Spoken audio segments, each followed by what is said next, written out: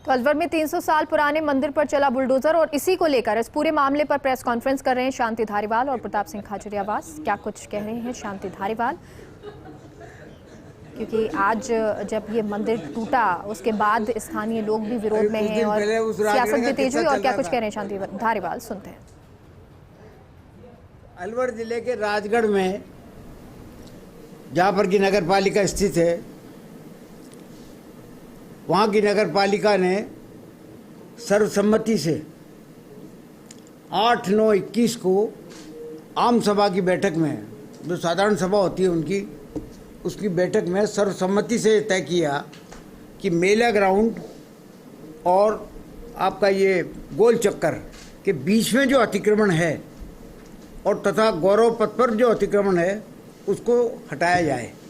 ये बात थी 8 सितंबर, 9वां महीने का सितंबर ही कहलाएगा, 8 सितंबर 2021 की, ठीक है साहब। उसके बाद जो है अतिक्रमणियों को उन्होंने 6 अप्रैल को भी नोटिस दिया, सब अतिक्रमणियों को नोटिस दिया जितने भी अतिक्रमण थे, और कुछ अतिक्रमणियों को बुला करके भी उनसे बातचीत भी की और उनकी जो मांगे थी उनका समाधान भी नगर पालिका के द्वारा किया गया। उसके बाद जब नोटिस पहुंच गए, नोटिस का जवाब कईयों ने तो दिया, कईयों ने नहीं दिया। कई लोग आकर के जो है बात कर गए और उनको वहाँ की नगर पालिका ने कुछ न कुछ उनकी मांगों को मानते हुए उनको संतुष्ट भी किया। लेकिन आखिर में जाकर के 2 मंदिर वहाँ पर रह गए। एक मंदिर तो बिल्कुल नवनिर्मित था जो कि नाले के ऊपर बना हुआ था, और दूसरा एक मंदिर था वो पुराना मंदिर था। तो उस मंदिर को हटाने के लिए 17 तारीख और 18 तारीख को जो अतिक्रमण हटाया गया, ध्वस्त किया गया, उस वक्त तक कोई भी विरोध वहाँ पर नहीं हुआ था। कोई विरोध जनता की तरफ से नहीं हुआ कि मंदिरों को क्यों हटाया जा रहा है। पहली बात ये थी कि पहला जो मंदिर था वो तो जैसा मैंने बताया आपको कि हाल ही में बनाया हुआ था। वो अभी कुछ दिन पहले ही जो है कुछ वो पूरा बन चुका था, यूँ मान के चले आप। और उसके वो नाले के ऊपर भी निर्मित था, तो उसको तो खुद निर्माणकर्ताओं के द्वारा ही हटा लिया गया।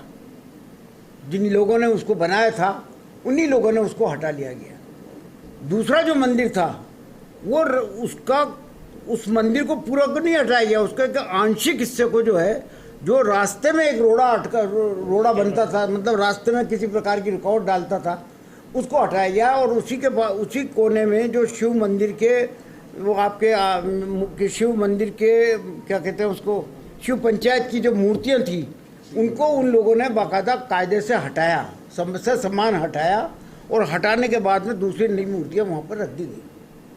तो कुल मिलाकर के बात यह है कि जो कुछ किया वो भारतीय जनता पार्टी का वहाँ पर राजगढ़ में बोर्ड है, उन्हीं का बहुमत है, और उन्हीं के जो क्या नाम आपका जो चेयरमैन है सतीश दहूरिया के द्वारा, और जो वहाँ पर एग्जीक्यूटिव ऑफिसर है उनके द्वारा जिला पुलिस अधीक्षक को जो है मांग की गई कि यहाँ पर पुलिस फोर्स की जाए, की व्यवस्था की जाए। आपका एसडीओ से ये व्यवस्था करवाई कि साहब वहाँ पर एम्बुलेंस भी खड़ी हो, पानी की वो भी चीज़ खड़ी हो। ये सारा का सारा चीज़, सारे के सारे इंतजाम करके ही उस अतिक्रमण को हटाने का फैसला, ये उन्हीं का फैसला था, सरकार का इसका कोई लेना देना नहीं है। न तो सरकार से उन्होंने कोई डायरेक्शन मांगे, न सरकार ने उनको कोई डायरेक्शन दिए। मोटे तौर पर सरकार की तरफ से तो ये होता है कि जहाँ पर पूजा स्थल है, चाहे वो मंदिर हो चाहे मस्जिद हो, उसको हटाने के लिए 10 बार सोचना पड़ता है, सोच करके ही उस पर फैसला किया जाता है। लेकिन ये न तो सरकार के द्वारा, न तो डायरेक्टर लोकल बॉडी से पूछा गया, न जो आपका LSG के सेक्रेटरी है उनसे पूछा गया। किसी भी प्रकार की सरकार को न तो जानकारी दी गई कि हम इसको हटाना चाहते हैं और इस प्रकार से हटाएंगे।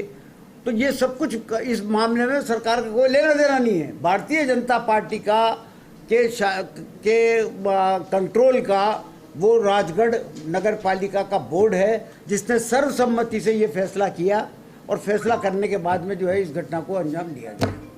कुल मिला के बात ही है।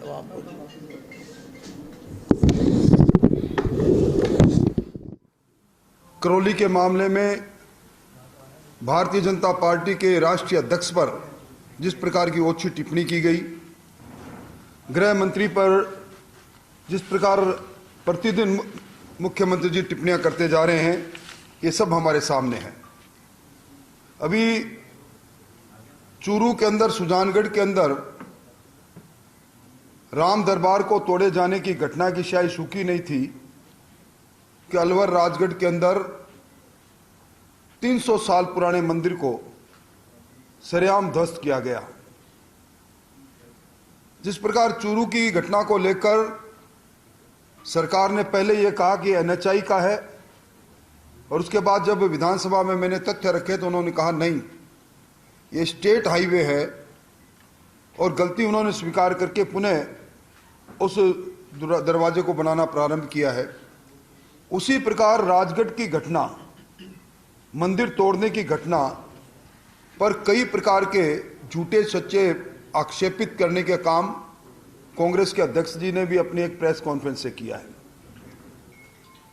जोरीलाल जी मीणा जो राजगढ़ के विधायक है, मिनी मुख्यमंत्री सामने आ गया, और मैं आज आपसे कह रहा हूं, वहां पर जो मंदिर तोड़ा गया, कांग्रेस पार्टी का कार्यकर्ता, वहां की जनता, मैं आज आपसे कह रहा हूं, यदि कहीं हाई कोर्ट और कोर्ट बीच में नहीं आते हैं तो हम तो खड़े रह के वापस मंदिर बनवा देंगे जनता के साथ। हमारा कोई इंटरेस्ट नहीं है, ना हमने मंदिर तोड़ा। लेकिन बीजेपी के साथ जो झूठ बोल रही है बीजेपी के नेता, सुबह से हम देख रहे हैं नेशनल मीडिया पे, आपके सब चैनल्स पे इनके मिस्टर प्रदेश अध्यक्ष आते हैं, इनके और नेता आते हैं, बड़े बड़े बयान दे रहे हैं।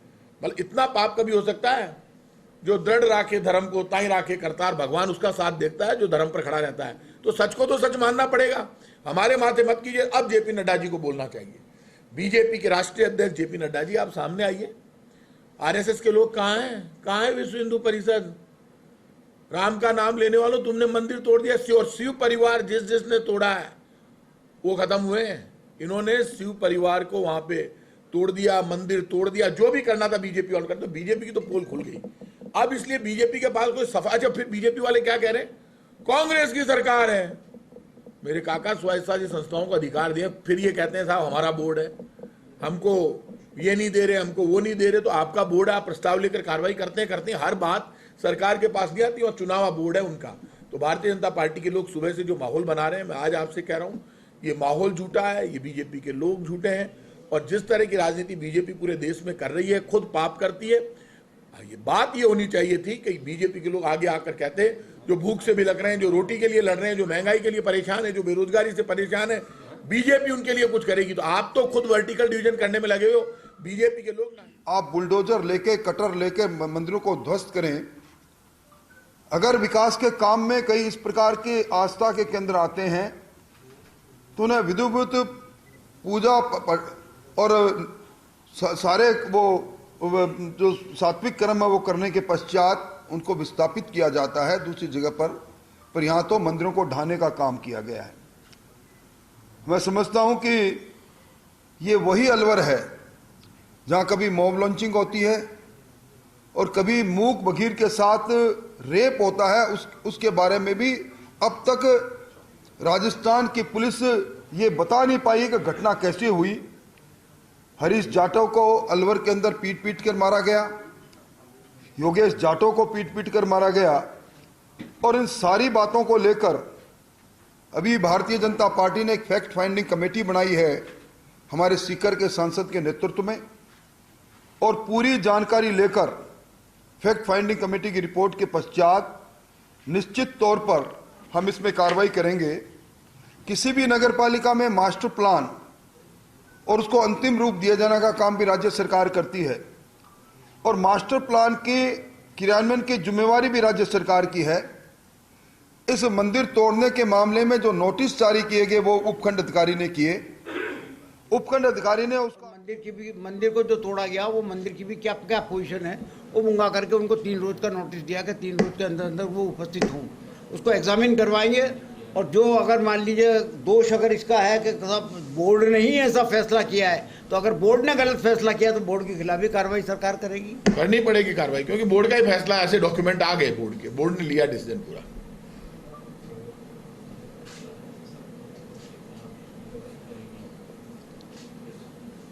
ठीक है साहब। और मेरे नतमस्तक होने के बाद मैं 24 घंटे तक तो काम को रुकाऊंगा। अगर नतमस्तक हो गए तो मैं इस अतिक्रमण के नाम पर जो घर टूट रहे हैं, मंदिर टूटे, इनको नहीं टूटने दूंगा। ये साफ जाहिर होता है कि राजस्थान के अंदर हर विधायक आज मिनी मुख्यमंत्री के रूप में सारे कानून कायदों से इतर होकर अपने अधिकारों का बेजा इस्तेमाल कर रहे हैं। एक विधायक जिस पर जो पहले से आरोपित हो ये कहे कि मैं इन पूरी कार्रवाई को तब रोकूंगा जब आप सारे मेरे नतमस्तक हो, इसका मतलब उसने निश्चित तौर पर कार्रवाई रुकवाने की बात कही और उसने उच्च अधिकारियों से बात की होगी। इसलिए और उनका यह कहना कि अभी उनका हम एक वीडियो दिखाएंगे आपको, उसमें कह रहे हैं बोए फूल बबूल के तो आम कहीं से होए। इससे सिद्ध होता है कि सारे के सारा काम सरकार की सरपरस्ती तो गवर्नमेंट की निगाह में लाना चाहिए था। उनको बाकायदा डायरेक्टर लोकल बॉडी जो है, सेक्रेटरी एलएसजी से जो है वो कॉन्फिडेंस में लेना चाहिए था। उनसे भी राय लेनी चाहिए थी। लेकिन सर बिना प्रशासन के बोर्ड का एक्शन कैसे हो सकता है? बोर्ड ने अगर कोई प्रस्ताव पारित किया है तो प्रशासन की बिना बोर्ड का उसका एक्शन कैसे हो सकता है? कार्रवाई तो प्रशासन ने की है ना। नहीं, प्रशासन को तो बोर्ड के एग्जीक्यूटिव ऑफिसर ने और बोर्ड के चेयर